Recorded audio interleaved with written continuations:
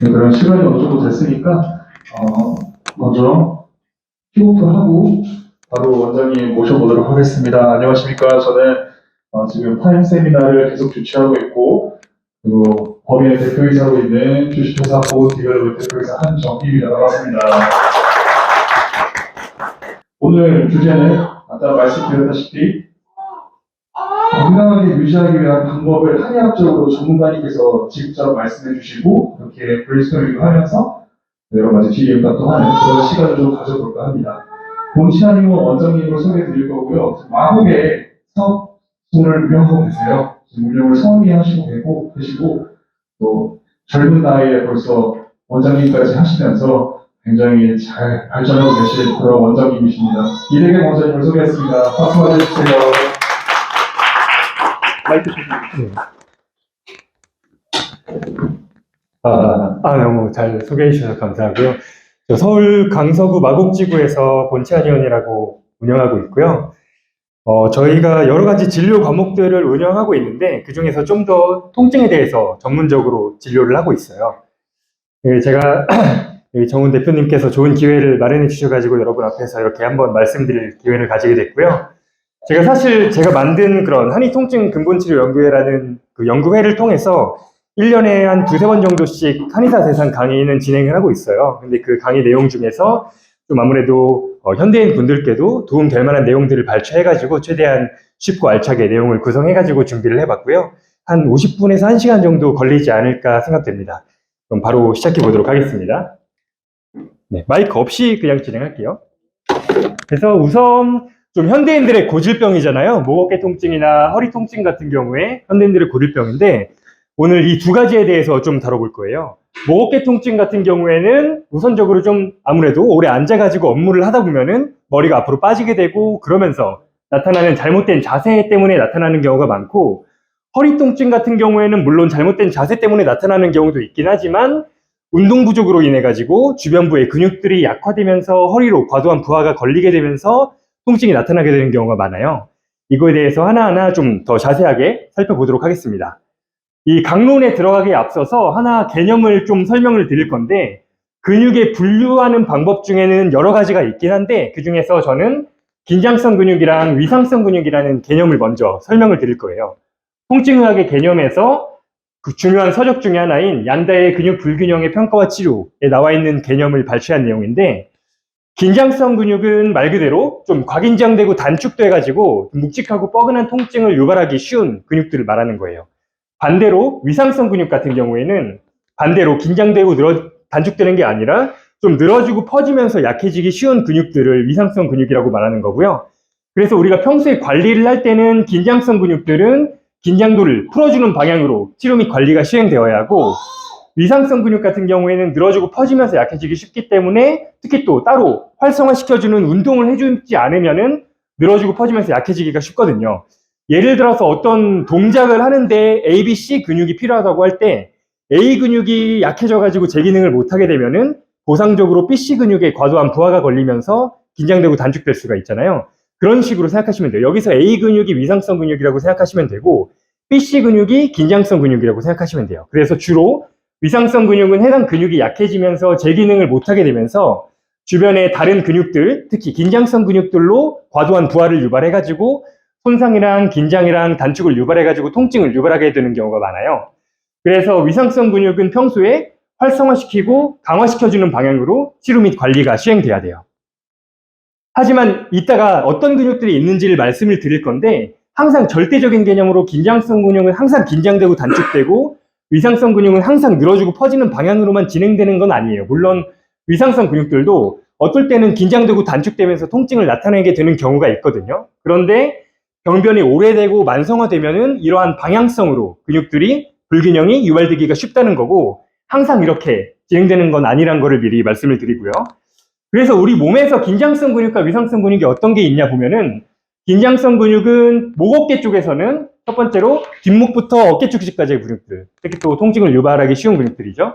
이러한 근육들이 긴장성 근육, 그 다음에 가슴 쪽에 있는 흉근이 긴장성 근육들이고, 허리 쪽에서는 허리 기립근, 척추 옆에 있는 기립근이랑 허리부터 고관절까지 연결되어 있는 장요근이라는 근육이 긴장성 근육이에요.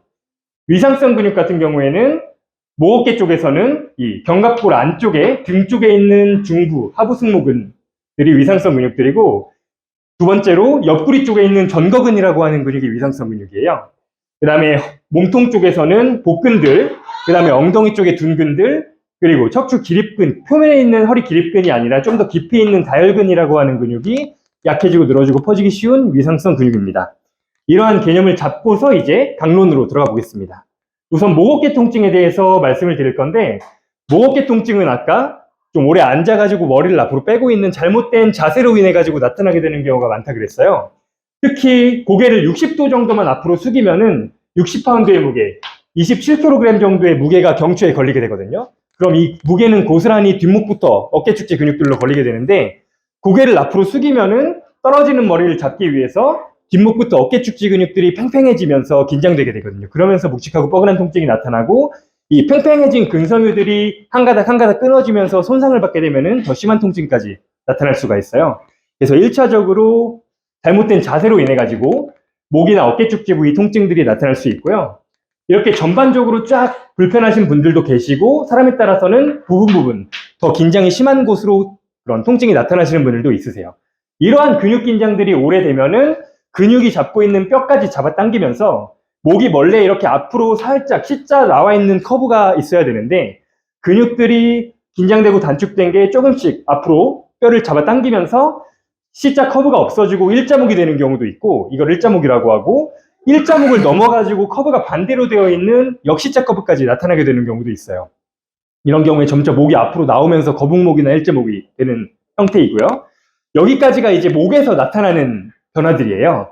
그런데 이렇게 일자목 거북목이 생겼을 때 목 어깨 통증만 나타나는 게 아니라 이거를 계속 방치하게 되면은 연쇄적으로 또 다른 문제들도 나타날 수가 있거든요.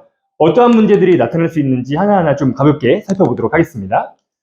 우선적으로 두통이나 각종 안면부나 머리 쪽의 질환들이 나타날 수가 있는데, 여기 보시면 그림 위주로 봐주시면 돼요. 이제 머리로 가는 여러 가지 신경들이나 혈관들은 쫙 목을 통해 가지고 이렇게 올라가게 되거든요. 근데 목 근육들이 꽉 긴장되고 단축돼 있어 가지고 신경들을 누르거나 혈관들을 누르거나, 아니면 경추에 구조적인 문제가 있어 가지고 또 신경 포착이나 혈류순환 부전을 야기하게 되면은 두통도 발생할 수가 있고, 머리가 멍한 증상도 나타날 수가 있고, 특히 신경 중에서 머리 쪽으로 가는 자율신경까지 압박해가지고 기능 실조를 일으키게 되면은 이상한 증상들, 불면이나 이명, 안구건조, 구강건조, 안면 홍조 등의 증상도 일정 부분 목이랑 관계되는 경우가 굉장히 많고요. 특히 안면마비나 3차 신경통, 뇌졸중, 퇴행성 뇌질환인 치매나 파킨슨 같은 경우에도 전부 다 목 때문에 나타난다는 건 아니지만 일정 부분 다소나마 몇 퍼센트 정도는 경추의 기능과 구조도 관여하고 있을 가능성이 높습니다. 이런 것도 나타날 수가 있고, 두 번째로는 턱관절 통증이나 안면 비대칭도 나타날 수가 있어요. 특히 목 앞쪽에 있는 흉쇄 유돌근이라고 하는 근육도 긴장되고 단축되기 쉬운 근육들인데, 얘가 긴장되고 단축되면 측두골을 밑으로 당기면 이 측두골과 하악골 사이에 턱관절의 압력을 확 조이게 되면서 턱관절 통증이나 턱관절의 기능장애도 유발할 수가 있게 되고요. 얘네가 양쪽이 다 같은 압력으로 일정하게 같이 압력이 유발되면 다행인데, 한쪽으로 더 긴장되고 단축되고 한쪽으로 상대적으로 약해지게 되면은 아예 하악골이 틀어지면서 안면 비대칭까지도 나타날 수가 있습니다. 그래서 안면 비대칭 치료에 있어서 안면 근육들의 불균형을 맞춰주는 것도 중요하지만, 만약에 경추의 구조와 기능에도 문제가 있으면은 경추도 함께 치료해야 보다 더 근본적인 치료가 가능한 거고요. 그다음에 우리 척추는, 목은 이렇게 C자, 흉추는 역C자, 요추는 C자, 이렇게 아코디언처럼 커브를 이루면서 중력에 대해서 무게를 분산시켜서 감당하고 있는데, 목이 일자가 돼가지고 제 기능을 못하게 되면은 보상적으로 흉추로 과도하게 좀 부하가 쏠리면서 흉추가 뒤로 굽게 되는 변형이 일어나게 돼요. 그래가지고 일자목 구분 등 이렇게 좀 세트로 나타나게 되는 경우가 많고요. 등이 굽게 되면 등 뒤쪽에 양 옆에 있는 견갑골도 옆으로 쫙 빠지게 되면서 견갑골이 빠지게 되면서 어깨가 앞으로 말리게 되고 라운드 숄더 양상의 변화가 일어나게 됩니다. 이렇게 아까 위상성 근육이라고 해서 중하부 승모근이랑 능형근, 견갑골 안쪽에 있는 근육들이 위상성 근육이라고 말씀드렸는데, 얘네가 쭉 앞으로 빠지게 되니까 이 견갑골 사이를 잡아주고 있는 중하부 승모근이랑 능형근도 쫙 늘어지고 퍼지게 되면서 약화되면서 등은 굽고 어깨는 앞으로 빠지게 되고, 이러한 체형 불균형이 나타나게 됩니다. 그 다음 반대로 어깨가 앞으로 말리게 되니까 이 반대쪽에 가슴에 있는 흉근들은 또 단축이 되면서 가슴 쪽의 통증이라든지 아니면 긴장된 흉근이 폐까지 압박하게 되면서 호흡곤란이나 숨이 좀 크게 안 들어 쉬어지는 증상까지도 발생할 수가 있으시거든요. 이러한 패턴의 근육 불균형을 전문 용어로 상부교차 증후군이라고 해요. 뒷목 근육들은 긴장되고 목 앞쪽까지도 긴장되고 등 근육들은 늘어지고 퍼지고 가슴 근육들은 단축되는 이러한 형태의 증후군을 상부교차 증후군이라고 하고, 아까 말씀드렸듯이 이렇게 어깨가 앞으로 빠지고 등이 굽게 되면은 구조적인 폐의 용적이 감소하게 돼요. 그 다음에 흉근까지 단축되게 되면은 폐까지 누르면서 숨이 잘 크게 안 들여쉬는 증상이나 아니면 호흡을 통해서 산소 공급이 원활하게 퍼지지 못하기 때문에 만성 피로나 과호흡 증후군이나 그런 심폐기능의 문제까지 야기가 될 수가 있고요. 그 다음에 살짝 어려운 개념일 수 있는데 이 내장기관들, 오장육부라고도 하고 내장기관들은 흉추에서 등에서 나오는 자율신경들에 의해 가지고 쫙 배 쪽으로 가가지고 이 내장기들은 등에서 나오는 신경들의 지배를 받게 돼요. 그런데 일자목이 되고 흉추가 과음환되고 흉추에 구조적인 변변도 생기면은 흉추에서 나오는 신경들의 기능에도 이상을 미쳐가지고 내장기관의 문제까지 유발할 수가 있어요. 그 중에 가장 많은 빈도를 차지하는 게 소화불량이거든요. 소화불량 중에서 한 3분의 2 정도가 내시경상 아무런 기질적인 문제가 없는 기능성 소화불량이라고 하거든요. 기능성 소화불량 같은 경우에 다는 아니지만 상당수는 이렇게 척추의 문제로 인해 가지고 특히 흉추의 문제로 인해 가지고 나타나게 되는 경우가 많고 흉추 치료로서 소화기의 문제까지 치료할 수 있는 케이스들도 은근히 많아요. 그 다음에 목이 일자가 되고 등이 굽게 되면은 점차 아래쪽으로 연쇄적으로 내려가면서 허리나 골반이나 무릎이나 발목의 문제까지도 점차 퍼지면서 이상이 유발될 수가 있어요. 지금까지 말씀드린 거는 이제 목의 문제로부터 점차적으로 아래쪽으로 내려가게 되는 하행성 개념 관점에 대해서 말씀을 드린 거고, 이와는 반대로 발목이나 골반의 불균형에서부터 위로 점차 올라가게 되는 상행성 관점도 존재를 하거든요. 그 다음에 제가 지금까지 말씀드린 이 일련의 과정들이 누구에게나 다 이렇게 진행된다는 건 아니고 사람의 보호작용에 의해 가지고 어느 순간 중간 단계에서 멈춰 가지고 더 진행이 안 되기도 해요. 근데 이론적으로는 이러한 증상들이 쫙 나타날 수 있다는 거를 말씀드리는 거고요. 이제 유튜브 영상 중에 하나 캡처해서 놓은 거고요. 네, 이렇게까지 이제 일자목이나 거북목을 방치하면은 목어깨 통증에서 끝나는 게 아니라 여러 가지 쭉 유발될 수 있다는 점을 말씀드렸어요. 그러면은 우리가 어떻게 이렇게 진행되지 않고 목 쪽에서의 관리를 할 수 있는지, 목어깨를 잘 관리할 수 있는지에 대해서 말씀을 드려보겠습니다. 아까 긴장성 근육, 위상성 근육 개념에 대해서 말씀드렸는데 다시 살짝 복습하면 뒷목부터 어깨 쭉지까지 근육들은 긴장성 근육이라고 했고 견갑골 사이에 있는 등 근육이랑 옆구리 쪽에 있는 전거근은 약해지고 늘어지고 퍼지기 쉬운 근육이라고 했어요. 긴장성 근육은 긴장도를 풀어주는 방향으로 치료를 해야 되고 위상성 근육은 활성화시키고 강화시켜주는 방향으로 치료를 해야 돼요. 그래서 각각을 살펴볼 건데 우선 긴장도를 풀어주는 방법으로는 여러 가지가 있죠. 스트레칭, 마사지, 폼롤러나 물리치료나 침 전개침 같은 게 있는데 아무래도 전 한의사니까 좀 한의원에서 받을 수 있는 치료들까지 좀 말씀을 드려볼게요. 우선 밑에 쫙 순서대로 적어놨는데 왼쪽부터 오른쪽으로 갈수록 조금 더 강하게 근육을 풀어주는 방법이라고 보시면 돼요. 우선 스트레칭 마사지 같은 경우에는 손으로 근육을 늘리거나 아니면 문질러 가지고 근육을 풀어주는 방법이잖아요. 그 다음에 두 번째 폼롤러 마사지볼은 전문 용어로 심부 압박 기법이라고 하기도 하는데 도구를 이용해 가지고 이렇게 근육들을 깊이 강하게 눌러 가지고 풀어주는 방법이고, 물리치료 같은 경우에는 피부를 통해서 전기 자극을 줘가지고 근육들의 수용기들을 간접적으로 자극을 해줘가지고 근육들을 풀어주는 방법인데 여기까지는 이제 피부를 통해서 늘리거나 마사지하거나 도구를 통하거나 전기 자극을 통해서 피부를 통해서 간접적으로 근육들의 수용기들의 자극을 주는 방법이라고 보시면 돼요. 네, 마지막으로 가장 강한 침, 전기침 치료 같은 경우에는 뭉쳐있는 근육들에 정확하게 침을 꼽은 상태에서 전기 자극을 연결해가지고 톡톡 튀게 만들어가지고 근육들의 수용기들을 직접적으로 자극해서 긴장도를 풀어주는 치료라고 보시면 되거든요. 그래서 근육들을 직접적으로 수용기들을 간접적이 아니라 직접적으로 풀어주는 방법이라고 생각해 주시면 되고요. 하나 간단하게 영상을 좀 보여드릴게요. 전기침 치료가 실제로 어떻게 진행되는지 시연하는 영상을 보여드리겠습니다.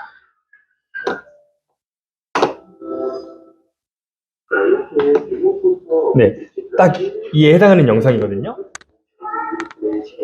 뒷목 근육이랑 상부 승모근이랑 견갑허근 이런 근육까지 쫙 침이 정확하게 들어가 있는 모습이고요. 이렇게 이제 전기 자극을 연결해서 어떤 식으로 되냐면은 이렇게 실제로 근육들이 흔들리게 돼요. 네, 살짝 이렇게 많이 흔들려도 괜찮으시고,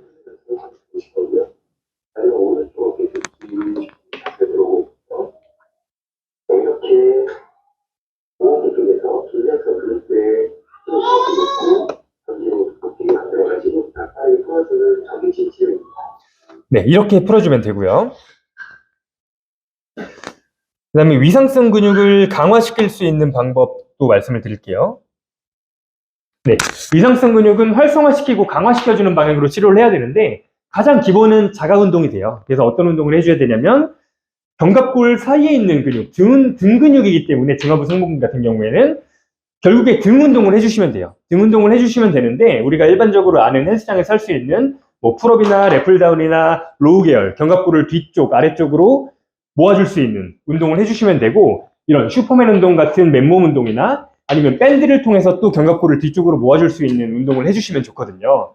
그런데 이런 아무 등 운동을 해주시면 되는데 사실 할 때의 주의사항이 더 중요해요. 운동 시 주의사항을 보면은 이 중하부 승모근 같은 경우에는 굉장히 얇은 근육이거든요.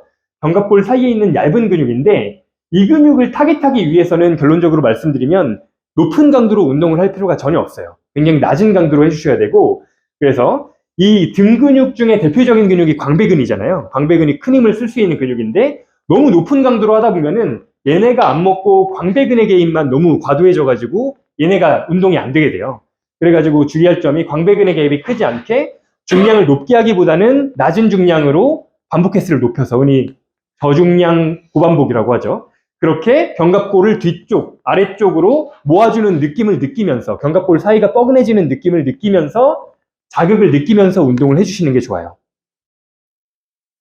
그 다음에 운동을 할 때 등 근육에 힘이 빠지게 되면은 뒷목깨쭉지 근육들을 끌어다 쓰면서 운동이 될 수도 있거든요. 그래서 운동 시에 뒷목깨쭉지 부위 근육들은 최대한 개입되지 않도록 주의를 해주셔야 되고요. 사실 이 등 근육이 위상성 근육이기도 하지만 약해질 수밖에 없는 게 우리가 생활하다 보면은 팔을 뒤로 하는 게 아니라 앞으로 하고서 하는 행동들이 훨씬 많잖아요. 그러면서 이렇게 팔을 앞으로 하면은 흉근들은 단축되고 견갑골은 앞으로 빠지면서 등 근육은 늘어지기 때문에 애초에 우리 인간의 생활 패턴 자체가 흉근은 단축되고 등 근육은 늘어지고 퍼질 수밖에 없는 구조로 생활을 하고 있다고 보시면 돼요. 그 다음에 가슴 운동 같은 경우에는 뭐 문을 밀거나 그냥 생활 중에도 계속 쓰이는 경우가 많은데 등 근육 같은 경우에는 우리가 따로 운동을 해주지 않으면 활성화되기 힘든 부분들이 있거든요. 그래서 등 운동은 또 따로 시간을 내 가지고 활성화 시켜주는 운동을 해주시는 게 도움이 될 거고 전거근도 마찬가지예요. 전거근 운동 같은 경우에는 전거근이 이렇게 옆구리 쪽에 있는 근육인데 전거근은 사실 등 운동과 마찬가지로 생활 중에서 쓰일 일이 거의 없어요. 특히 헬스를 한다 하더라도 기구로서 할 수 있는 운동이 거의 없거든요. 그래서 전거근 운동은 대표적으로 크게 두 가지를 소개해 놨는데 월슬라이드랑 푸시업 플러스라는 운동이 있어요. 저는 그 중에서 월슬라이드를 더 추천을 드리고 어떻게 하냐면 이렇게 폼롤러를 벽에다가 대고 11자로 팔을 댄 다음에 위아래로 올렸다 내렸다 하면서 전거근을 수축 이완시키는 거예요. 이렇게 해가지고 이 옆구리 쪽에 뻐근한 느낌을 유발하는 운동이고 이 전거근 운동 같은 경우에도 등 운동과 마찬가지로 좀 따로 떼가지고 강화시키는 운동을 평상시에 해주시면 많은 도움이 되실 거예요. 월슬라이드는 그냥 유튜브에서 검색해가지고 영상 한두 개만 보셔도 그렇게 어려운 운동은 아니어가지고 충분히 익히고서 시행하실 수 있으실 거고요. 네, 그래서 요약을 하면은 등 운동을 해야 되는데 견갑골을 뒤쪽으로 아래쪽으로 모아주는 운동을 하는데 높은 중량으로 할 필요 없이 낮은 중량으로 견갑골 사이 쪽에 뻐근한 자극을 느끼면서 운동을 해주셔야 되고 전거근 같은 경우에는 헬스장에서 따로 하기가 힘드니까 따로 월슬라이드라는 운동을 통해 가지고 해주시면 많은 도움이 되실 거예요. 이건 이제 자가운동적인 측면에서 말씀을 드린 거고 이제 또 치료적인 측면에서 접근을 하면은 저희 또 전기 강화 치료라고 있어요. 저희 하면서 시행하고 있는 전기 강화 치료라고 있는데 이것도 한번 어떤 식으로 진행되는지 좀 보여드릴게요. 먼저 중하부 승모근을 예시로 보여드릴 건데 이렇게 등 쪽에 있는 근육들을 자극해 주는 건데 견갑골 안쪽에 이렇게 패드를 대고 근육의 신경생리 활성 주파수랑 유사한 60Hz의 자극을 쫙 매겨가지고 근육을 쫙 수축 시키면서 수용기들을 활성화시켜주는 치료라고 보시면 돼요.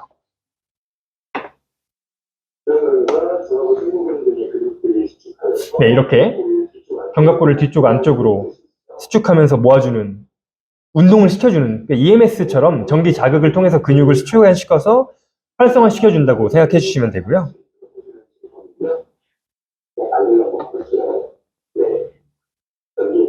네, 이렇게 이게 중화부 승모근 쪽으로 들어갈 수도 있고 옆구리 전거근 쪽으로도 들어갈 수 있습니다. 실제로 근육을 전기로 운동시키는 거기 때문에 치료받은 다음날 그 오랫동안 운동활동에 알리는 것처럼 그 뻐근한 느낌을 느끼시는 분을 볼 수 있어요. 네, 이렇게 이렇게 운동에 근육들이 잘 강화되고 있는 것이고요. 네, 이렇게 근육들의 불균형을 해소시켜 놓은 상태에서 사실 가장 좋은 거는 목에 C자 커브까지 만들어줄 수 있는 추나 치료까지 같이 진행되면, 교정 치료까지 같이 진행되면 훨씬 좋으시거든요. 숨 한번 크게 내마시고 내쉬면서 몸을 쫙 펴주시고요. 그리고 숨 한번 크게 내마시고 내쉬면서 몸을 쫙 펴주시고요. 네, 이렇게까지 하면 이제 완벽한 목 어깨 쪽의 불균형을 해소할 수 있는 치료가 됩니다.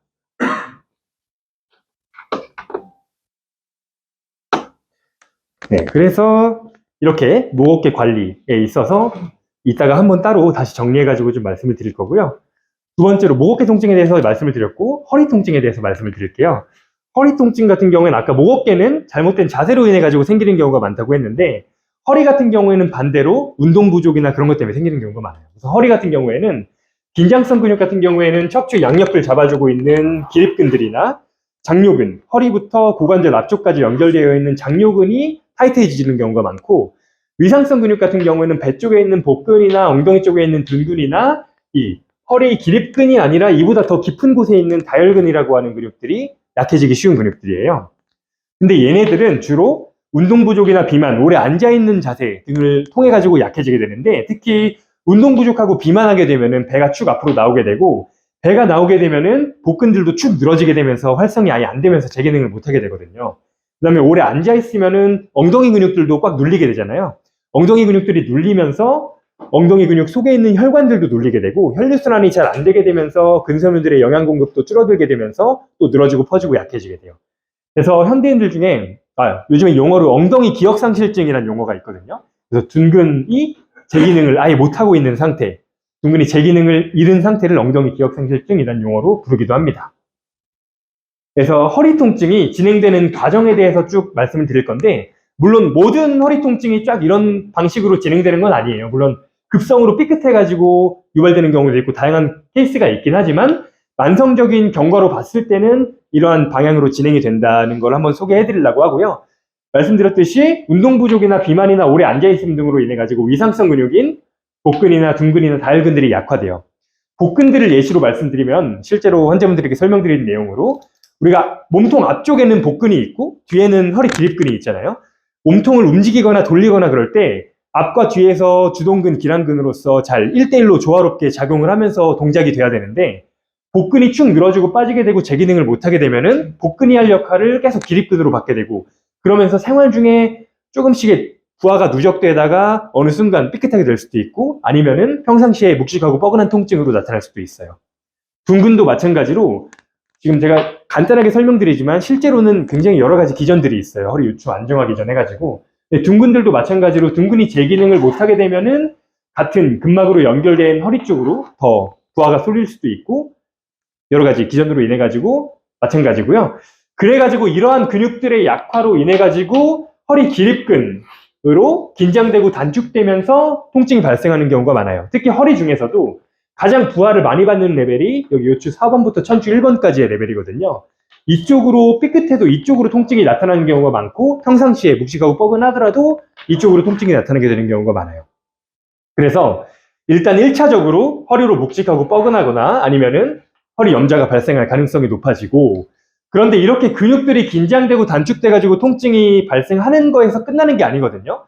근육들이 척추 주변에 있는 근육들이 꽉 긴장되고 단축되면은 척추의 수직 압력을 꽉 증가시키면서 디스크도 꽉 찌부시키면서 디스크의 압력을 증가시키게 돼요. 그러면 두 가지 방향성으로 나타날 수가 있어요. 디스크가 꽉 찌부되고 압력이 높아지게 되면은 디스크가 퇴행성 변화가 좀 빨리 일어나게 되거든요. MRI를 혹시 찍어보신 분이 있을지 모르겠는데, 화면상 잘 보일지 모르겠는데, 일반적인 정상 디스크는 이렇게 디스크 사이에 검은색이랑 안쪽에 흰색으로 물이 차 있는 게 일반적인 정상적인 디스크예요. 그런데 우리가 퇴행성 변화라는 건 결국에는 수분이 빠진다고 보면 되거든요. 특히 요추 4번부터 천추 1번까지의 레벨에서 근육들이 꽉 긴장되고 단축돼가지고 찌부시키면 게 오래되면은 퇴행성 변화가 빠르게 일어나면서 디스크에 수분기가 빠지게 되는 블랙 디스크라고 불리게 되는 이렇게 수분이 하얀색이 안 보이는 형태의 변형이 일어나게 돼요. 이걸 블랙 디스크라고 부르기도 하고, 그래서 이러한 퇴행성 변화가 일어나면서 퇴행성 디스크가 유발되는 경우도 있고, 척추 주변 근육들이 긴장되고 단축되는데 만약에 이 양쪽 근육의 압력의 차이가 다르다고 하면은 이런 게 오랜 기간 지속되다가 결국에 디스크가 한쪽으로 버티지 못하고 튀어나오게 되면은 신경을 누르면서 허리 통증뿐만 아니라 다리 저림까지 같이 유발될 수가 있는 거예요. 이런 식으로 병변이 진행되는 거고, 디스크가 오래되면은 디스크는 또 척추에서 이렇게 완충작용을 해주고 있는 중요한 구조물인데, 디스크까지 생겼다는 거는 얘가 제 기능을 못하게 되면서 척추 주변 관절들로 또 과부하를 유발해가지고 퇴행성 변화를 촉진시키게 되거든요. 그러면은 결국에 협착증까지 진행이 되게 되는 거예요. 그래서 허리 통증, 염좌, 디스크 협착증 이런 게 따로따로 노는 진단명의 개념이 아니라 일련의 이러한 과정으로서 진행되는 관점으로 이해를 해주시면 되고요. 반대로 실제로 그래서 디스크나 협착증이나 그런 게 있다고 하더라도 1차적으로 시작된 거는 허리 주변의 근육들의 문제에서부터 시작됐을 가능성이 높아요. 그래가지고 실제로 이렇게 디스크 때문에 신경 눌림으로 인해가지고 다리 저림이 유발된다고 하더라도 이쪽에 신경의 염증을 없애주거나 신경 눌림에 포착을 해소해줄 수 있는 치료도 필요하지만 보다 더 근본적으로는 디스크를 조이고 있는 이 근육들을 이완시켜주는 게 근본적으로 더 중요하다는 거예요. 그래서 긴장성 근육인 허리 기립근과 장요근을 풀어주는 게 중요한데, 풀어주는 거는 아까 말씀드렸던 내용이랑 동일하니까 넘어갈게요. 그 다음에 위상성 근육은 복근들과 등근들 다혈근이 있는데 활성화시키고 강화시켜주는 방향으로 치료를 해야 되는데, 사실 우리가 알고 있는 복근 운동, 등근 운동들 있잖아요. 그거를 사실 아무거나 해주시면 돼요. 이따가 말씀드리겠지만 사실 주의점이 더 중요한 건데, 사실 환자분들 중에서는 운동을 어떤 운동을 하냐가 중요한 게 아니라 운동을 아예 안 하시는 분들이 많기 때문에 어떠한 운동이라도 아시는 운동 있으면 아무거나라도 하는 게 좋다고 말씀드리긴 하거든요.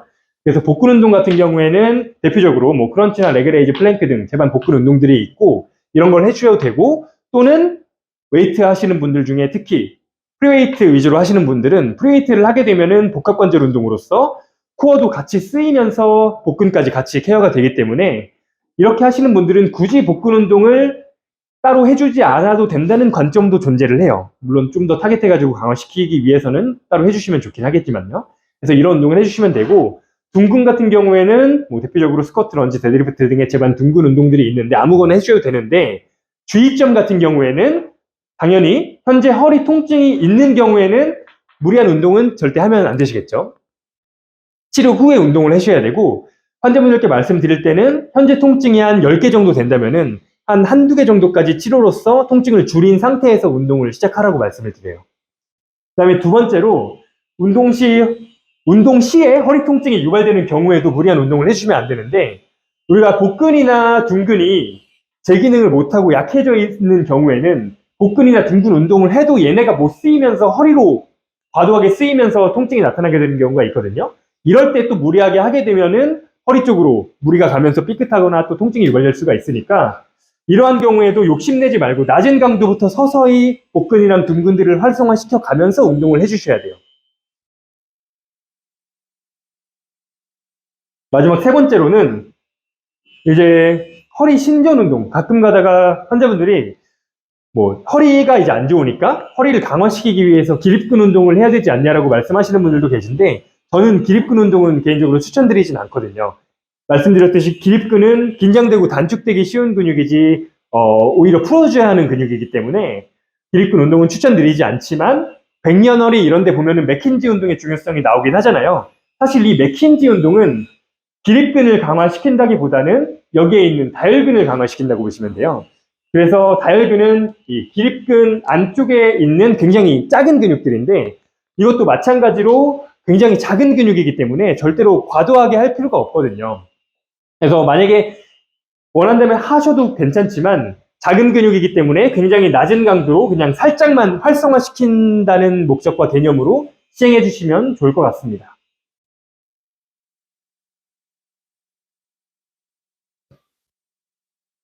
네, 그래서 요약을 하면은 어떠한 운동이든 해주셔도 좋지만 허리로 무리가 가는 등의 통증이 있으시면 중단해 주시는 게 좋고, 완전히 약해져 있는 경우에는 아예 얘네가 활성화되지 못하면서 허리로만 먹는 경우도 있기 때문에 낮은 강도부터 천천히 해당 근육들을 활성화시키는 게 좋다는 내용이고요. 자, 그래서 지금까지 말씀드린 내용들을 한번 쫙 다시 요약을 해가지고 말씀을 드릴게요. 우선 긴장성 근육들은 뒷목부터 어깨 축지까지 근육들, 그리고 가슴 쪽의 흉근들, 허리 쪽에서는 허리 기립근이랑 장요근이라는 근육이 있다고 말씀드렸고, 얘네들은 평소에 긴장도를 풀어주는 방향으로 관리를 해주셔야 돼요. 그래서 평소에 뭐 통증이 그렇게 심하지 않고 살짝 뻐근한 정도다 하면은 스트레칭이나 마사지나 폼롤러나 마사지볼로 해당 근육들을 많이 풀어주시면 좋고, 만약에 이걸로 풀리지 않을 정도의 긴장이 심해졌다 하면은 물리치료나 침이나 전기침이나 치료적인 개입이 필요할 수 있습니다.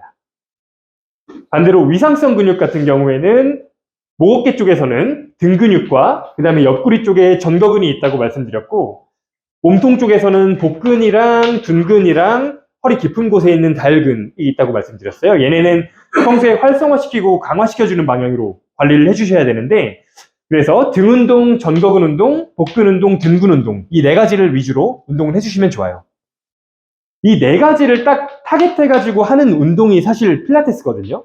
필라테스가 초반에 그런 시초가 재활 목적에서 시작된 운동이에요. 그래가지고 이러한 위상성 근육의 개념을 차용해가지고 이 근육들을 타겟해가지고 운동을 시키는 걸로 알고 있거든요. 그래서 환자분들 중에 운동을 시작하려고 하는데 어떤 운동을 할지 모르겠다 하면은 그냥 필라테스 하시라고 말씀을 드리는 경우도 많고요. 그런데 물론 기존에 웨이트를 하셨던 분이나 홈트레이닝을 하셨던 분들이라면은 이러한 운동 중에서 이러한 운동들의 비중을 높여가지고 하시는 것도 충분히 좋은 방법이 될 수 있습니다.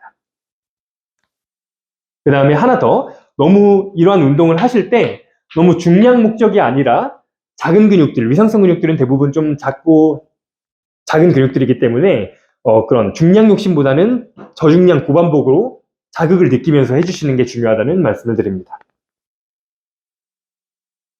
네, 이렇게까지 목, 어깨랑 허리 쪽의 관리법에 대해서 말씀드렸고, 마지막으로 특히 또 오래 앉아가지고 생활하시는 분들이 많잖아요. 그래서 앉아서 일을 할 때 올바른 자세가 어떻게 하면 가장 올바른 자세인지 이상적인 자세에 대해서 말씀을 드리고 마무리를 해보겠습니다.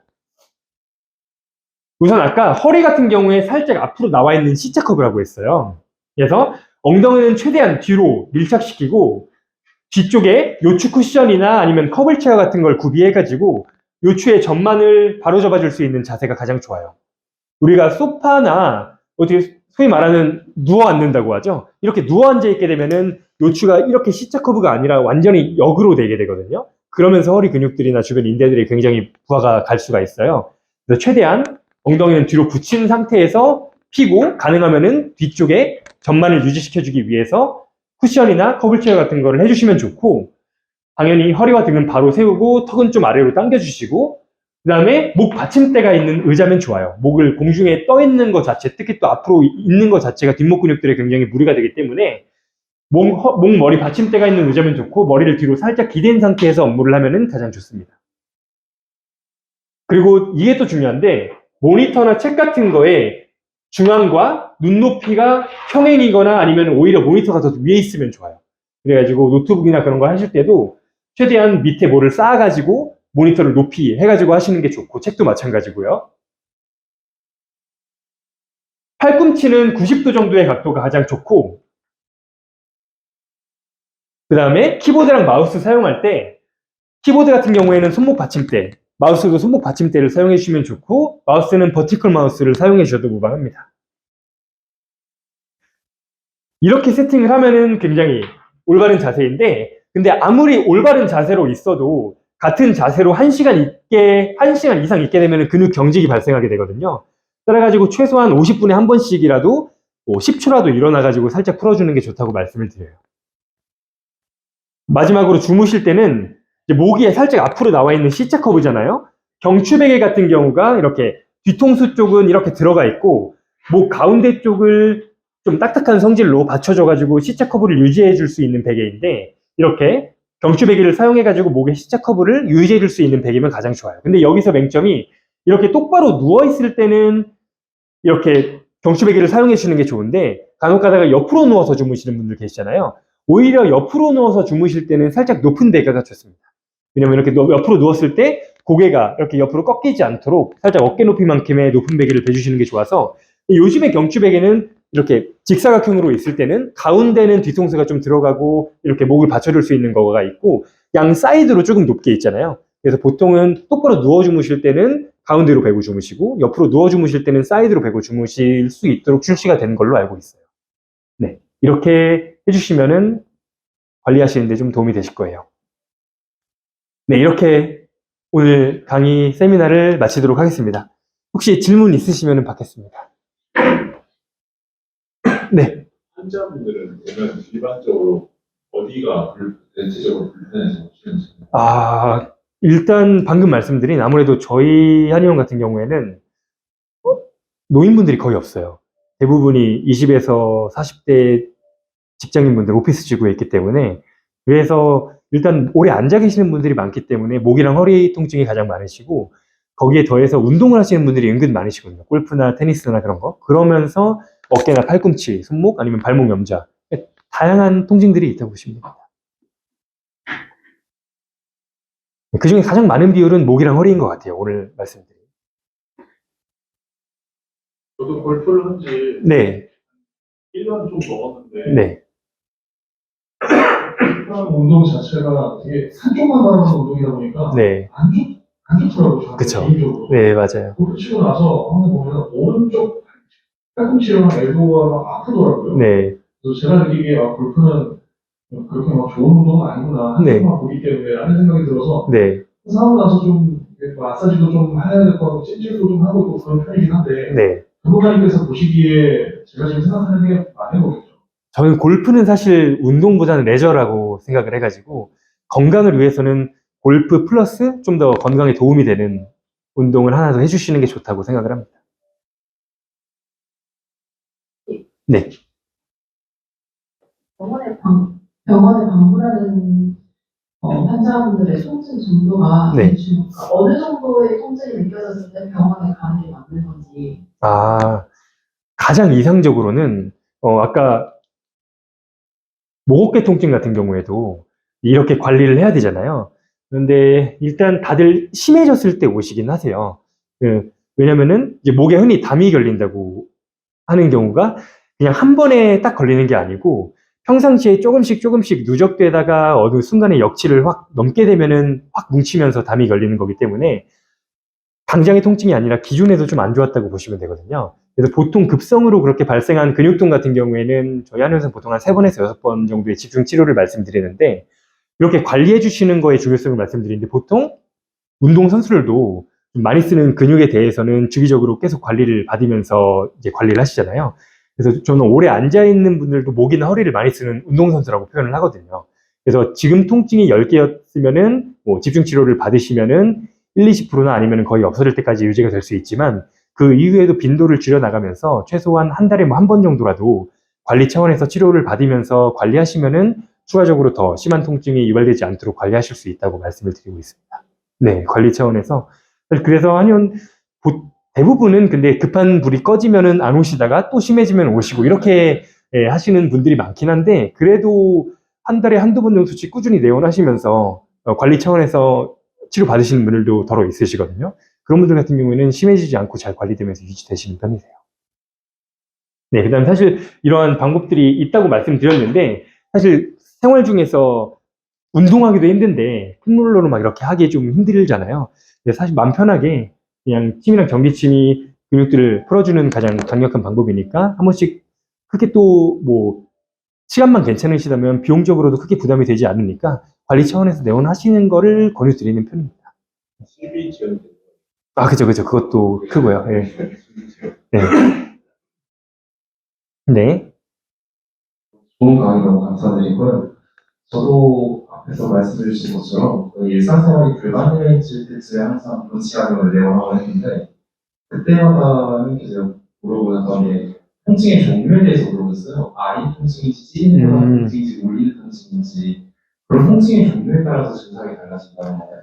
맞아요. 좋은 질문인데, 이게 좀 심화적인 내용이긴 한데, 일단 근육들이 긴장되고 단축되면은 묵직하고 뻐근한 통증으로 나타나게 돼요. 이게 기본적인 거고, 근데 근육들이 긴장되고 단축돼가지고, 만약에 그러니까 이렇게 설명을 드릴게요. 혹시 판서는 없죠. 네, 근육들이 긴장되고 단축되면은 묵직하고 뻐근한 통증이 나타나는데, 근육이 긴장되고 근육이 이제 뼈에서 시작을 해가지고, 근육이 있고, 그 다음에 뼈로 붙게 돼요.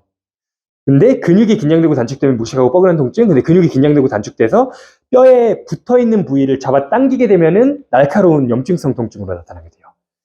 그 다음에 신경성 통증이 있는데, 신경이 눌리면은 기본적으로 저리고 찌릿한 통증이 나타나게 되고, 신경이 눌린 게 심해지면 시리거나 화끈거리거나 감각이 둔해지거나 이런 느낌으로 나타나게 돼요.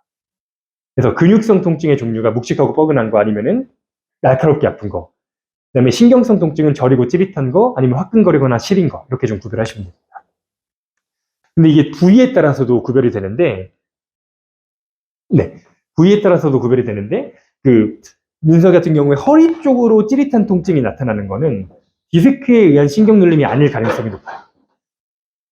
왜냐면은 그 허리 쪽의 근육 긴장에 의해 가지고 허리 근육 사이사이를 지나다니는 신경들이 압박되면은 허리 쪽에 찌릿한 통증이 나타나게 되고, 실제로 디스크에 의한 신경근 눌림 같은 경우에는 다리로 통증이 나타나기 때문에 그 통증의 종류랑 부위에 따라서도 어떤 병변인지 진단이 가능합니다.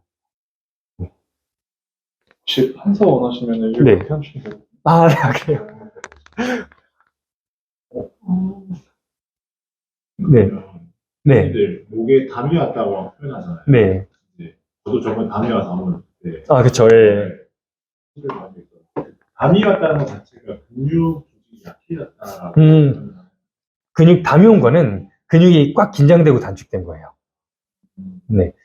그게 이제 평상시에 근육이 아까 말씀드렸듯이 오래 앉아있는 자세나 그런 걸로 인해 가지고 조금씩의 긴장들이 누적되다가 확 뭉치면서 담이 오는 경우가 많아요. 사실 목어깨 쪽에서는.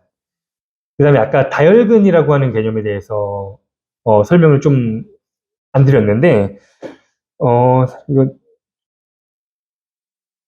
이렇게 척추가 이렇게 있으면은 디스크가 있고, 이게 허리 근육이 이렇게 기립근, 뭐 목이나 허리 쪽에서 표면에 있는 큰 근육들이 있으면은 이렇게 작은 근육들이 안쪽에 있단 말이에요. 이게 심부 근육들이라고 하거든요. 그다음에 이게 표면 근육들. 주로 우리가 묵직하고 뻐근한 통증이 나타나는 건 이 표면 근육들, 허리 쪽에서도 기립근들이나 목 쪽에서도 그 겉에 있는 근육들이 나타나는 경우가 많은데, 이 안쪽에 있는 심부 근육들은 주로 위상성 근육으로서 약해지기가 쉬워요. 그래서 얘네가 목을 돌리거나 허리를 돌릴 때 어떤 식으로 되냐면, 근육이 활성화되는 순서로 따지면은 이 속근육들이 먼저 활성화돼가지고 이 척추 분절을 안정되게 잡아준 상태에서 얘네가 수축되면서 움직임이 일어나게 되는 거거든요.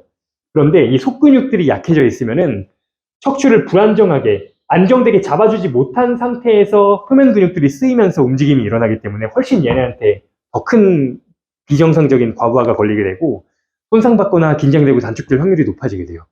그래가지고 목 쪽에서나 허리 쪽에서 다 마찬가지인데, 그래서 얘네를 풀어주는 것도 중요하지만, 이건 강의에서는 심화적인 내용이라 안 했던 내용인데, 얘네를 강화시켜주는 것도 중요하거든요.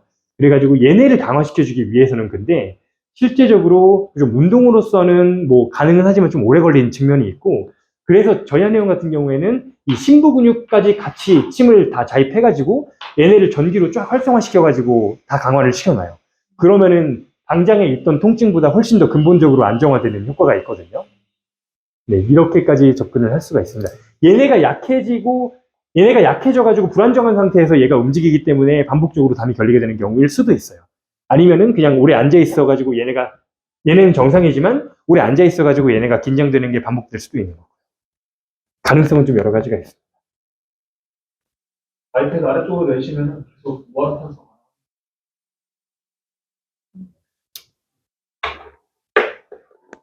저 평소에 좀 몸이 뻐근하면 네. 그냥 따뜻한 물을 씻는다든가 사우나를 가다듬는 그런 문침질을 많이 쓰는데 네. 그러면 위장성 물류 같은 것들이 좀 긴장됐을 때는 네. 냉침질이 더 도움이 될 수 있나요? 무조건 찜질은 온찜질, 그 급성 염증기가 아니면은 냉찜질이 아니라 온찜질을 해주시는 게 좋아요. 네. 근데 사실 찜질 같은 경우에는 굉장히 아까 스트레칭 마사지 그런 분류를 말씀드렸는데 온찜질은 가장 낮은 강도로 풀어줄 수 있는 방법이거든요. 그래서 사실 안 하는 것보단 물론 낫지만 좀 그런 레벨로 따졌을 때는 근육을 풀어주는 강도가 낮다 정도로 이해하시면 돼요. 네. 목욕대 통증이랑 네. 턱 관절이랑도 연관이 있다고 말씀하셨잖아요. 네. 그러면 관절에 통증이 있거나 했을 때도 이제 한의원에 내원해가지고 치료를 받으시는 분들도 계시는지. 그럼요. 턱관절도 계세요. 네. 턱에다가 이렇게 치료를 보통. 턱관절 쪽에는 턱관절 주변의 근육들의 치료가 들어가고요. 그다음 만약에 목 쪽의 기능이나 구조에도 이상이 있으면 목까지 같이 들어가요. 네.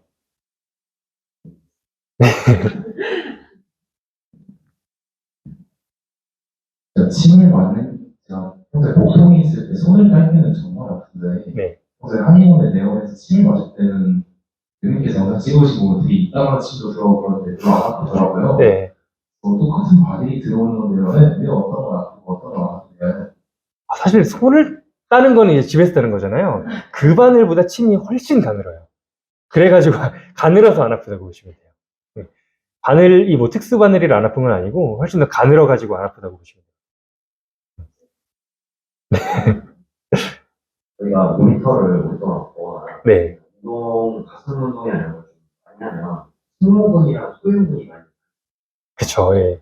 일상생활에서 저희가 그거를 풀어줄 수 있는 스트레칭 같은 거 네. 하나씩 스트레칭 일단 흉근 스트레칭은 저는 주로 벽에 대고서 이렇게 하는 거를 하는 편이고 목 같은 경우에는 사실 모든 방향으로 다 풀어주는 게 좋아가지고 이거랑 이거랑 이 정도 하는 편입니다. 근데 저는 사실 스트레칭보다 폼롤러가 훨씬 더 효과적인 거라고 생각을 해서 마사지 볼이나 폼롤러를 주로 추천하고 그렇게 시행하는 편이에요.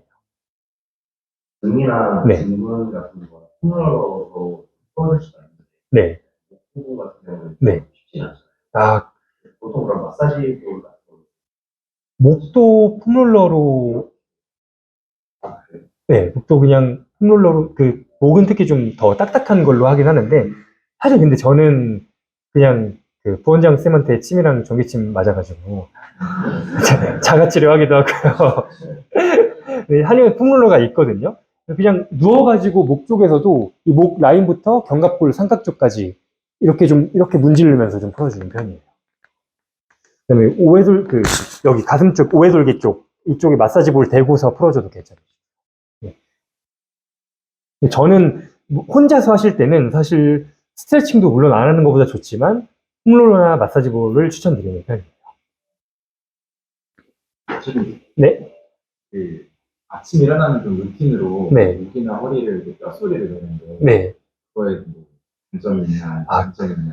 그거에 대해서는 이제 현재 정설은 없고 여러 양쪽 의견이 있는 편인데 그래도 좀 더 많은 의견은 크게 상관은 없다 해요.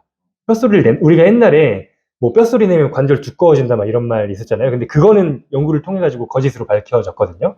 근데 뼈소리가 나는 게 왜 나는 거냐면은 이제 관절이 이렇게 움직일 때 심만큼 이렇게 움직여야 되는데 주변에 근육들이 꽉 잡고 있어가지고 팔만큼밖에 못 움직이다가 우리가 인위적으로 딱 늘려줘가지고 10만큼 딱 늘어나게 됐을 때 한순간에 압력이 낮아지면서 이 관절 속에 있는 기포가 터지면서 나타나는 소리거든요.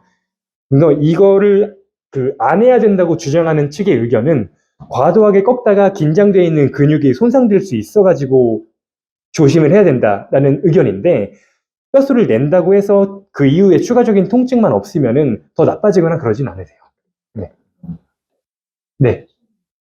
목에 오래 섞이고 있으면 네. 막 긴장되는데 네. 그럼 이제 막 심해지면 머리까지 막 그쵸. 예. 신경이 좀 눌려가지고 머리가 아픈 것도 아까 말한 통증의 양상에 따라 가지고 좀 다를 수가 있는데 머리가 좀 묵직하고 뻐근하게 아픈 거를 긴장성 두통이라고 하거든요.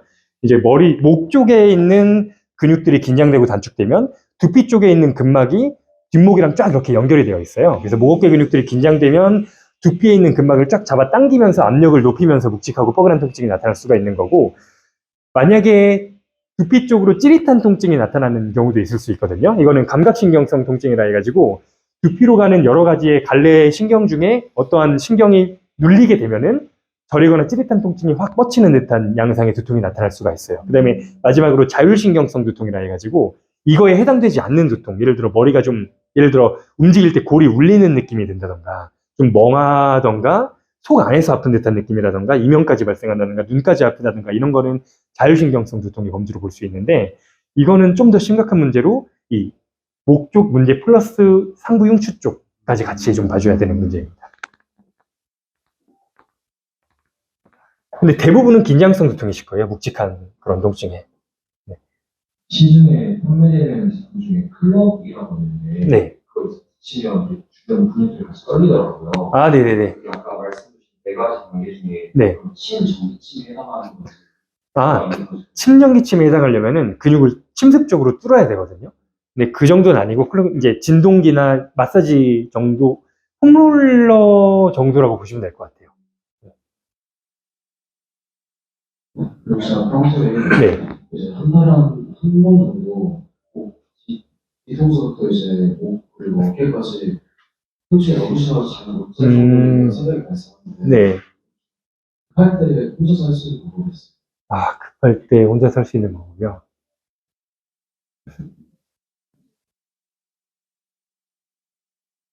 사실 그 정도의 통증이 발생했을 때는, 그러면 어떻게 하시나요? 보통? 제가 아는 지식하에서는 네. 혈액순환이 좀 안 되고 근육이 치면서 두통이 발생하는 네. 마사지나 혈액을 좀 보내려고 노력하는데 그게 그걸 못 볼 때도 많은 것 같아요. 그쵸. 그래서 그렇게까지 유발되는 경우라면, 그렇게 잠을 못 주무실 정도까지 유발되는 경우라면 긴장이 굉장히 심한 경우거든요. 그래가지고 사실, 자가로 할 수 있는 방법 중에는 좀 한계가 있는 경우가 많을 것 같아요. 좀 치료적인 개입이 필요한 경우가 많지 않을까 생각이 되고, 이제 근육이,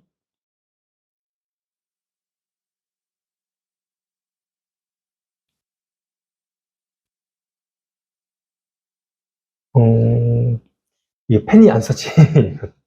아, 지금 지우개가 돼서 그래. 아. 두번 탁하면 돼요. 검지로 네. 두 번. 이거를 이게 신문물이라는 건데 얘를 톡 우와, 이러면 대박. 펜으로 가능해요. 오, 대박. 이렇게 근육이 긴장되고 단축되게 되는 원리가 두 가지가 있거든요. 조금 더 심화적인 말씀인데, 아까 이거까지 한번 그냥 설명을 드릴게요. 이거 펜 있는 김에. 근육이 여기 뼈예요. 뼈에서 시작을 해가지고 힘줄이 이제 있고, 힘줄에서 이제 근육 근복부, 빨간색, 이렇게 근복부로 변하면서 근육이 되고, 그 다음에 다시 힘줄로 변하면서 뼈에 붙게 되거든요. 근육이 긴장되는 원리가 두 가지가 있어요. 첫 번째가 병적 등장성 수축이라고 있는데, 아까 목 어깨 쪽에서 예를 들어 말씀드리면은, 오래 숙이고 있으면은 근섬유들이 팽팽해지면서 한 가닥 한 가닥 끊어진다고 말씀드렸잖아요. 실제적으로 근섬유의 손상이 일어나고, 근섬유의 손상이 어떠한 역치를 넘게 되면은 얘네가 근육이 손상돼 있으니까 우리가 상처된 부위도 손상을 회복시키려면은 모아줘야 되잖아요. 우리 몸의 보상작용으로 얘네가 손상을 받았으면은 근육이 긴장되고 단축되게 돼요. 그러면서 나타나는 게 병적 등장성 수축이라는 거고, 두 번째로는 압력에 의해 가지고 나타나는 건데, 오랜 기간 근육이 꽉 긴장돼 있으면, 예를 들어 목 어깨 근육들이 오랜 기간 압력이 꽉 긴장돼 있으면은 이 근육 내에 압력이 높아지게 되거든요. 그러면 근육 속으로 동맥으로 피가 10개만큼 들어갔다가 얘네가 압력이 높아져 가지고 혈관을 누르고 있으니까 9개만큼밖에 못 나오게 돼요. 1개만큼 여기에 쌓인 거잖아요. 그럼 얘네가 또 압력이 높아지니까 동맥으로는 8개밖에 못 들어가게 되고, 또 7개밖에 못 나오게 되고, 이러면서 이 안에서 압력이 높아지고 우열이 생기면서 나타나는 걸 병적 등척성 수축이라고 해요. 이렇게, 근데 이게 왜 일어나냐면은 근섬유가 액틴미오신 결합으로 이렇게 꽉 긴장이 되어 있는데, 긴장됐다가 이제 풀릴 때, 이완될 때 액틴미오신 결합이 풀리려면 여기에 ATP가 필요하게 돼요. ATP가 필요한다는 것 자체는 근육 속에 혈류순환이 잘 돼야지 근육 속에 영양 공급이 되면서 근육이 이완될 수 있다는 건데, 근육이 긴장되고 단축되는 거 플러스 외부 자극에 의해 가지고 눌려 있으면은 또 혈관이 눌리게 되면서 영양 공급이 잘 안 될 거 아니에요. 그래서 근육이 외부 자극에 의해 눌려 있는 상태에서 근육 긴장이 더 심해질 수가 있어요. 그래서 자다가 더 심해지는 것도 뒤에 베개 같은 거에 누워 가지고 있을 때 근육이 뒤쪽으로 눌리게 되니까 이게 계속 눌린 상태에서 혈액 공급이 안 되게 되고, 그러면서 긴장도가 더 심해져 가지고 끼게 되는 거라고 생각하시면 되거든요. 그래서 어깨 같은 거 아픈 경우도 예를 들어 아픈 어깨 쪽으로 눌린 상태로 옆으로 누워서 자게 되면 자다가 깨는 경우도 있잖아요. 같은 원리라고 생각해 주시면 됩니다.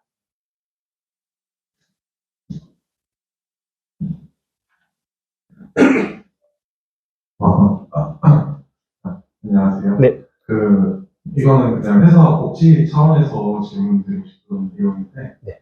저희 회사 사람들이 전부 다 이제 앉아서 일을 하다 보고, 그리고 또, 그러니까 허리랑 이제 목 쪽이 이제 좀 안 좋은 분들이 상당히 많단 말이에요. 네. 그래서 이제 복지 차원으로 홈롤러를 준비하는 게 좋을 건지 아니면 암호의자를 준비하는 게 좋은 건지, 좀 고민하고 있어요. 아니면 하면 예원 티켓을 주는 게 좋은지. 근데 폼롤러랑 안마의자는 가격 차이가 너무 나지 않나요? 물론 이제 둘 다 네. 주변 네. 장소를 마련을 해드려야 되니까. 네. 홈롤러 장소 정도만 있는데 여기 안마의자 하나밖에 안 들어가고. 사실 안마의자가 더 좋지 않을까라는 생각. 왜냐면 폼롤러는 자가적으로 해야 되지만 안마의자는 그냥 클릭만 하면 되잖아요. 그래서 그 다음에 또 안마의자가 좀 더 전신적으로 풀어줄 수도 있기도 하고요. 네. 그리고 근육이 이제 좀 긴장되거나 네. 이럴 때 나는 식습관도 좀 관련이 있나요? 식습관이요? 네. 식습관은 굉장히 간접적으로 관련이 될 수가 있을 건데, 그렇게 크게까지 신경은 쓸 정도는 아니실 것 같아요. 예를 들어 뭐, 극한의 다이어트로 영양 제한을 하지 않는 이상은 크게 그 근육과의 연관성은 신경 안 쓰셔도 괜찮으실 것 같아요. 한번 내원할 때 항상 궁금했던 건데 네. 보통 부항 같은 거 많이 네, 하잖아요. 네. 그게 어떤 원리인지 부항은 이제 대부분의 이제 근육들이 긴장되고 단축돼가지고 여러 가지 병변들이 나타나고, 실제로 관절염 같은 것도 대부분의 근육 문제에서 시작되는데, 이렇게 관절을 잡고 있는 이 근육들이 긴장되고 단축되면은 관절의 압력을 꽉 높이면서 연골도 닳게 하고 관절염까지 나타날 수가 있는 거거든요. 근데 이렇게 근육들이 긴장되고 단축되면은 아까 말씀드렸듯이 근육 속에 있는 혈관들도 눌리면서 순환이 잘 안 되게 돼요. 순환이 잘 안 되게 되고 여러 가지 염증 물질들이나 노폐 물질들이 쌓이게 되거든요. 부항 같은 경우에는 크게 두 가지, 건부항이랑 습부항이 있는데, 습식부항, 피를 빼는 부항 위주로 말씀을 드리면은 여기다가 살짝 상처를 줘가지고 뺀 상태에서 이렇게 음압을 걸어가지고 쫙 끌어오는 건데, 여기에 있는 쌓여있는 긴장되고 단축된 근육 속에 쌓여있는 노폐물질들이나 염증 물질들을 인위적으로 좀 빼주면서 음압으로 인해 가지고 주변에 새로운 신선한 혈액들을 쫙 끌어오는 거예요. 그러면서 이제 손상된 부위들을 회복을 촉진시키고 혈류량을 늘려가지고 근육 긴장도 풀어주는 효과가 있는 거예요. 결국에는 다 혈액순환 관점에서 좀 생각하시면 쉽거든요. 혈류량을, 건부항 같은 게 피를 굳이 안 뺀다 하더라도 꽉 조이면은 이쪽으로 혈액이 쫙 몰리면서 혈액 속에 있는 영양물질들이나 아니면 ATP 같은 게 공급이 되면서 해당 부위들을 회복시키고 그 긴장을 완화시킨다고 보시면 돼요. 그러면 아프지 않아도 네. 부항은 주기적으로 좀 받는 게 좋아요. 그러셔도 괜찮으시죠. 사실 침 치료 자체의 원리 같은 경우에는 크게 두 가지가 있거든요. 이제 세 가지가 있어요. 첫 번째로 일단 기본적인 그 수용기를 통한 진통 효과가 있고, 이거는 근데 그냥 일시적인 진통 효과고, 두 번째로 그 엑손 리플렉스라고 해가지고 침을 놓은 부위 주변 혈관들이 확장되면서 혈류량이 늘어나는 효과가 있어요. 그러면 혈류량이 늘어나면서 아까 부항에서 말씀드렸던 그런 영양물질들의 공급도 촉진이 되고, 예를 들어서 발목 염좌 같은 데에 침을 많이 맞잖아요. 염좌가 결국에는 인대가 미세하게 파열된 걸 염좌라고 하는 거거든요. 이렇게 미세하게 파열된 게 회복이 되려면은 혈액 속에 있는 영양 물질들이 가가지고 영양 공급이 돼가지고 정상적인 조직으로 다시 재생 과정이 일어나야 되는데, 인대나 힘줄 같은 조직은 굉장히 혈액순환이 자연적으로 봤을 때 떨어져 있는 조직들이 혈관이 거의 분포하지 않는 조직들이기 때문에 인위적인 자극으로 혈량을 늘려주지 않으면은 만성적인 염증으로 빠지거나 이전처럼 잘 회복이 안 될 수도 있어요. 그래가지고 이쪽에 침자극을 줘가지고 주변 혈관들을 확장시켜서 영양물질을 조금이라도 더 공급될 수 있도록 해주는 게 그런 염자나 손상에 있어가지고 침치료의 원리거든요. 그래서 혈액순환, 엑손 리플렉스를 통해가지고 혈류순환을 증가시켜가지고 조직 재생기 이전을 촉진시켜주는 효과가 있고, 세 번째로 아까 보여드렸던 전기침의 효과로서 근육들을 정상화시켜주는 효과가 있어요. 정상화시켜준다는 거는 근육들의 긴장도를 정상화시켜준다는 거거든요. 그래서 사실 아까 뭉쳐있는 근육을 풀어준다는 관점으로 말씀을 드렸는데, 사실 약해져 있는 근육을 활성화시켜주는 효과도 일정 부분 같이 있어요. 그냥 근육의 긴장도, 톤이나 기능을 정상화시켜주는 관점으로 접근을 해가지고 치료를 하게 됩니다. 이렇게 세 가지의 대표적인 큰 효과가 있다고 보시면 됩니다. 그러면 치료 목적이 아니라 관리 목적으로. 그래서 말씀을 드릴 게, 이게 침을 맞는다고 해서 만약에 정상인 상태에서 맞는다고 해가지고 더 나빠지거나 이런 게 아니거든요. 그냥 정상화시킨다는 개념이기 때문에 사실 뭐 그렇게 아프지 않더라도 살짝 뭐 안 좋은 느낌만 있어도 치료 받으셔도 무방합니다. 관리 차원에서 오히려 더 좋아요. 그때 치료 받으시면 더 빨리 회복될 수 있습니다.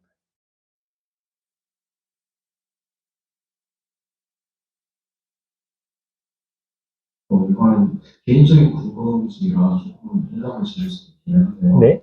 이제 서양학이 있고 한의학이 있잖아요. 네.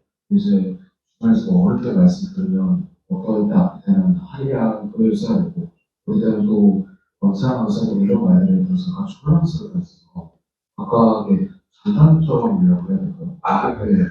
너무 포괄적인 그건데, 근골격계랑 다른 거를 좀 분류를 해가지고 말씀드릴 수 있을 것 같아요. 일단 근골격계적으로 봤을 때는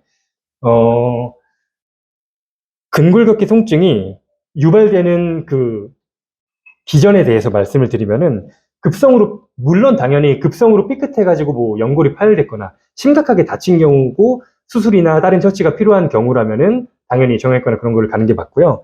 그런데 만성적인 경과로서 아까 보여드렸던 그림을 다시 그리면은 이게 뼈예요.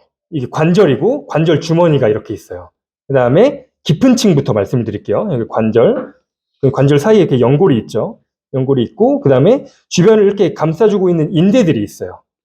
인대들이 있고, 가장 겉에 이렇게 근육들이 있어요. 일단 첫 번째로 근육의 문제부터 시작하게 돼요. 근육들이 긴장되고 단축되거나 약해져가지고 제 기능을 못하게 되면은 일단 근육성 통증이 나타날 수가 있고, 근육성 통증 말고도 관절이 주변을 싸고 있는 근육들이 제 기능을 못하면은 불안정하게 움직이게 되면서 관절이 좀 삐걱삐걱하게 움직이게 돼요.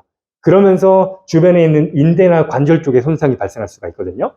그러면서 이제 관절의 마찰도 늘어나게 되면서 연골 손상이나 관절염까지 발생할 수가 있는 거예요. 이러한 그런 진행 과정상에서 봤을 때 첫 번째로 근육 문제, 인대 문제, 연골 문제, 관절 문제 이렇게 발생하게 되거든요. 그런데 사실 근골격계 통증적인 관점에서 봤을 때 근육 문제, 인대 문제, 연골 문제 일부까지는 그런 보존적인 치료라고 말할 수 있는 침이랑 전기침이나 그런 치료로도 충분히 커버가 가능하고, 만약에 근데 연골 손상이어도 단계에 따라 가지고 좀 더 심한 상태이거나 아니면 퇴행성 변화가 너무 진행이 돼가지고 골격까지 자라가지고 뼈에 신경을 누르고 있다 하는 경우라면 이제 수술적인 치료나 아니면 시술이 필요할 수 있어요. 그래서 이런 단계적인 측면에서 좀 더 그런 꼭 시술이나 수술적인 처치가 필요한 경우라면은 정형외과나 신경외과나 그런 쪽을 보내는 경우도 있고, 이거 외적으로도 이상 사인들이 몇 개가 있거든요. 뭐 바빈스키 사인이라든지 중추신경계 문제가 의심될 때는 큰 병원으로 보내는 경우도 있고요. 근골격계 통증의 관점에서는 이렇고, 그다음에 일반 내과적인 관점에서 말씀을 드리면은 일단은 이거는 뭐 의견이 좀 다를 수 있는데 그 사람들마다 일단은 좀 만약에 어떤 증상이 있다 하면은 그거에 따른 검사를 받는 게 우선이라고 봐요. 그래서 검사에 따라 가지고 그거에 따라 그 질환에 따라 가지고 치료할 수 있는 확실한 약물이 존재한다 하면은 그거에 따라서 플로우로 가면 되는 건데, 항상 검사상 이상이 있는 증상만 있는 건 아니거든요. 그걸 기능적인 문제라고도 하고 원인 불명이라고도 하는데, 그런 경우라면은 충분히 한의학에서 도움이 될 수 있는 범위가 많다고 생각을 해요. 그래서 저는 왔을 때 검사를 해봤는데도 아무 이상이 없다 하면은 편하게 치료하고, 만약에 증상을 듣고서 근데 검사도 안 해봤다 하면은 이런 검사가 필요할 수 있으니 하고서 만약에 이상이 없으면 오시라라고 말씀을 드리는 편입니다.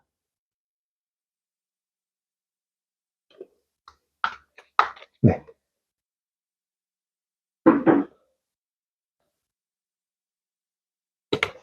혹시 질문 있으시면 마지막으로 하나 더 받고 마무리하고 다음 거 진행해 보도록 하겠습니다. 질문이 없으시면 지금까지 고치한의원 원장님, 한의학 전문가님께서 직접 강의를 해주셨는데 박수 한번 마지막으로 부탁드립니다. 감사합니다.